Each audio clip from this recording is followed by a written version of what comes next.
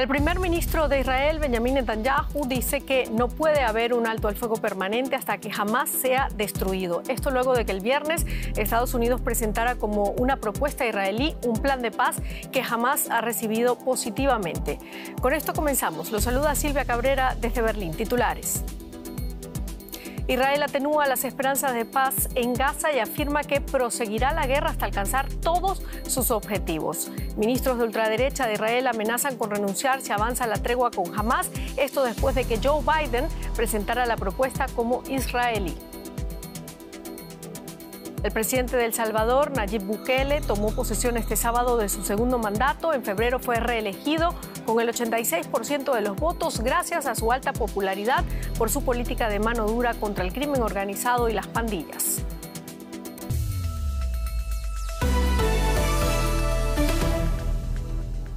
Comenzamos. Israel ha desalentado las esperanzas de un alto el fuego en Gaza. El primer ministro israelí, Benjamín Netanyahu, dijo este sábado que no habrá un alto al fuego permanente en Gaza hasta que se destruyan las capacidades militares y de gobierno de Hamás.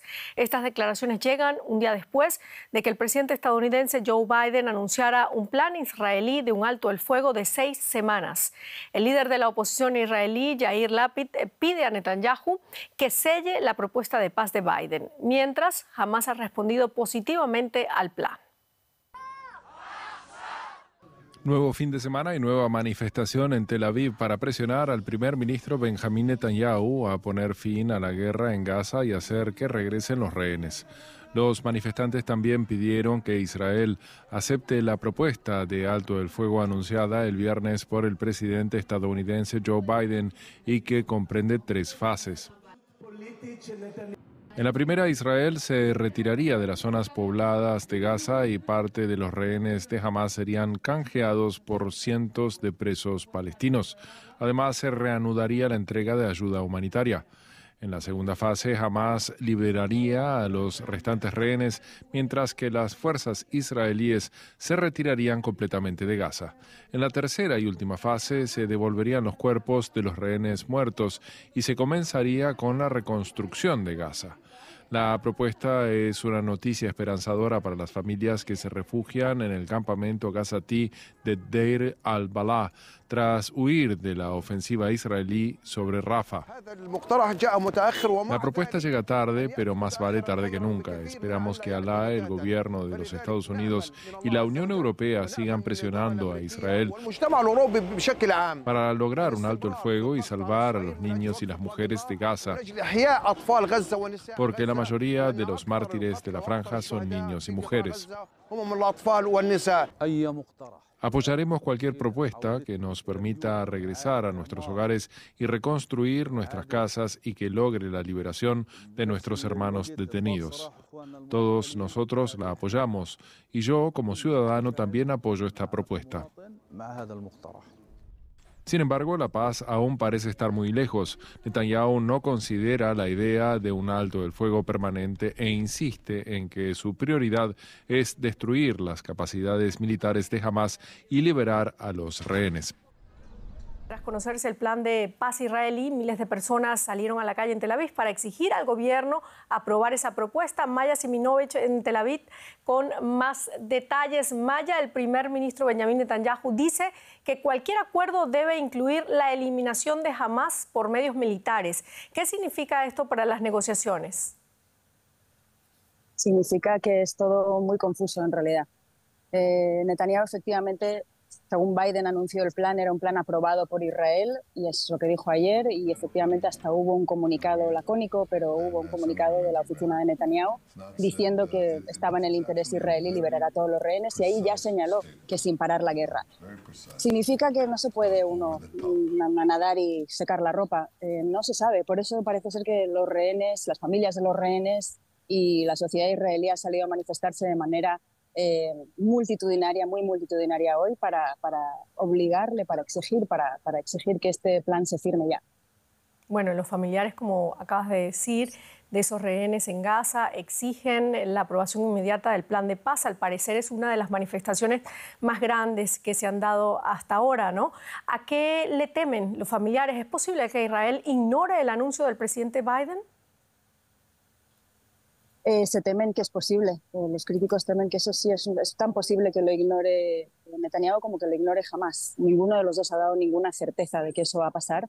Los familiares que están aquí, los que lo apoyan, no son todos los familiares de los secuestrados, hay que señalar. Ellos se dividieron en un momento dado de la guerra y hay algunos familiares secuestrados, pocos, pero algunos que quieren que la guerra termine, incluso sacrificando a los secuestrados como parte del gobierno. También dice que eso es algo que es lo que debería estar pasando. Decimos lo de siempre, que el gabinete de guerra, compuesto solo por 3 personas, está sumamente dividido. Benny Gantz, uno de los miembros más moderado de centro, ha pedido ahora hace pocos minutos una reunión urgente para hablar de la propuesta de Biden, que aquí los familiares de los rehenes no la llaman la propuesta de Biden, la llaman propuesta Netanyahu, que es algo seguramente para presionar a Netanyahu y para convencer al mundo que efectivamente es una propuesta israelí y que hay que seguir con ella hasta el final. Pero no sabemos realmente de quién es la propuesta. Estaremos muy pendientes de lo que ocurra. Muchísimas gracias, Maya Siminovich, en Tel Aviv. Y nos vamos a América Latina. El presidente de El Salvador, Nayib Bukele, inició este sábado su segundo mandato tras lograr la reelección con el 86% de los votos gracias a su alta popularidad por su política de mano dura contra el crimen organizado y las pandillas. Bukele, considerado el presidente más popular de América Latina, gobernará con un control casi total del Congreso y del resto de instituciones del Estado. A la ceremonia asistieron dirigentes y jefes de Estado como el presidente de Argentina, Javier Milei, el de Ecuador, Daniel Noboa, Xiomara Castro de Honduras, Santiago Peña de Paraguay o el rey Felipe de España. En su discurso, Bukele mencionó en numerosas ocasiones los logros en materia de seguridad de su política de mano dura y recurrió constantemente a la comparación de El Salvador con un paciente enfermo. Pero hace más de 30 años apareció una enfermedad más grave y más urgente, el cáncer de las pandillas, que se volvió en ese momento lo más urgente de resolver. Y todos recordamos eso. Aquí en esta misma plaza les pedí que confiaran y que defendieran nuestras decisiones que íbamos a tomar, aunque algunas sonaran a medicina amarga. Este pueblo salvadoreño tomó la decisión de seguir al pie de la letra la receta y juntos nos libramos del cáncer de las pandillas. Y más de 98 millones de mexicanos están llamados a las urnas este domingo y si las previsiones aciertan, el país tendrá su primera presidenta. Claudia Sheinbaum, candidata del partido gobernante Morena, ha prometido continuar las políticas del mandatario López Obrador, así como combatir la violencia. Su principal contrincante, Xochitl Gálvez, también promete restaurar la seguridad y apela a su carrera como empresaria para mejorar la economía. La campaña estuvo marcada por la violencia contra políticos. Según la ONG mexicana Causa en Común, 35 candidatos a distintos cargos fueron asesinados. El último, este viernes, cuando batieron al postulante a regidor en el estado de Puebla. Nuestra corresponsal en América Latina, Nicole Riz, está en México y se detuvo especialmente en la violencia contra las mujeres. Les anunciamos que algunas de las imágenes que ustedes van a ver en este informe pueden resultar perturbadoras. Fotos que duelen. Así quedó Excel Valderrama luego de que su novio la atacara el 7 de abril en la Ciudad de México. Tú pensabas que ibas a morir, ¿no? Sí, yo ya no podía respirar y trataba de buscar lo que sea como para pegarle en la cabeza para que me soltara. Una amiga le salvó la vida. El exnovio de Excel fue a prisión preventiva, pero luego un juez resolvió su excarcelación, tras considerar que no había antecedentes violentos en la relación. No solo estoy enojada, triste y decepcionada con mi expareja, que se supone que era la persona que me amaba y que me cuidaba, sino con todo el sistema de justicia que lo está protegiendo a él y no a mí. Todo apunta a que de los comicios de este domingo saldrá electa la primera presidenta en la historia de México. La principal candidata es la oficialista Claudia Sheinbaum, quien alerta en su agenda sobre la violencia de género. Sus propuestas en cuanto a violencia de género y seguridad no hacen un cambio real para las mujeres y para el contexto tan fuerte de violencia que vivimos específicamente las mujeres en México.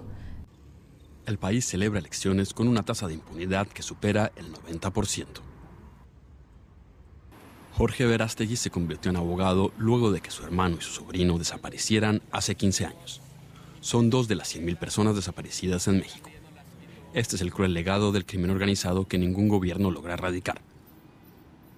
Verástegui dice que se debe a la corrupción en la que están involucradas las autoridades. El abogado cree que existe un pacto de impunidad que debilita a los gobiernos.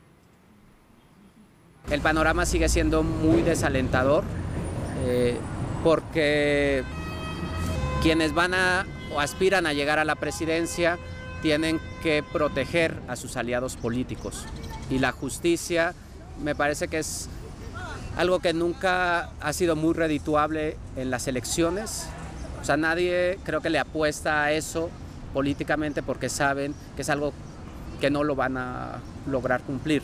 Y tenemos instituciones encargadas de investigar a los delincuentes que pues están conformadas por delincuentes.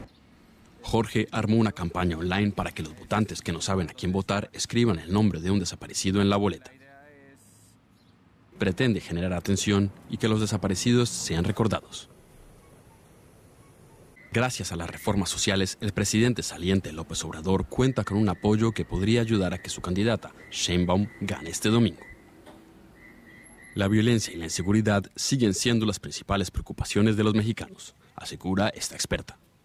Hay como mucho énfasis en solucionar o en dar respuesta a estas violencias que estamos sufriendo, pero creo que sí falta como concretarlas más. Los candidatos presidenciales prometieron abordar la crisis de seguridad y proteger a las mujeres, pero votantes como Ixel Valderrama nunca más se sentirán seguras, ni siquiera con una mujer en la presidencia. Chile da un paso más hacia la justicia histórica y la memoria para todas las víctimas de Colonia Dignidad. El presidente Gabriel Boric anunció este sábado durante su discurso de rendición de cuentas ante el Congreso Nacional que el país está trabajando con Alemania para expropiar y convertir los terrenos de la ex colonia nazi y centro de torturas en un sitio de memoria y futuro.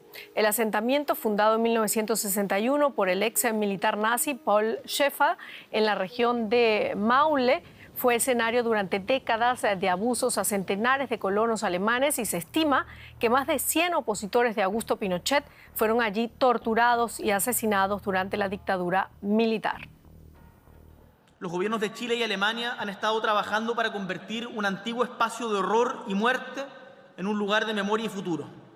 Y como resultado de ese proceso de colaboración, hoy puedo informar al país que esta semana hemos dado inicio al proceso expropiatorio de parte de los terrenos de la ex colonia Dignidad en Villa Baviera. Boric anunció también que su país será parte y apoyará a Sudáfrica en la Corte Internacional de Justicia en su reclamo contra Israel por la operación militar que lleva a cabo en el territorio palestino de Gaza. Esto en el marco de la Convención sobre Genocidio de la ONU. Y precisamente en Sudáfrica, el histórico partido Congreso Nacional Africano perdió la mayoría absoluta en el Parlamento que ostentaba desde la elección de Nelson Mandela en 1994. Según los datos oficiales divulgados este sábado, la formación liderada por el actual presidente Cyril Ramaphosa obtuvo apenas un 40% de los votos, un desplome considerable respecto al 57% del 2019. Si quiere permanecer al frente del país por un segundo mandato, Ramaphosa se verá obligado a pactar con otras fuerzas políticas. La gran sorpresa de estos comicios ha sido el tercer lugar alcanzado por el partido del expresidente de la ANC y del país, Jacob Zuma, creado hace apenas 6 meses. Y con esto terminamos nuestro informativo. Muchísimas gracias por habernos acompañado. La invitación es como siempre para que sigan acá con nosotros en DW Deutsche Welle. Hasta luego.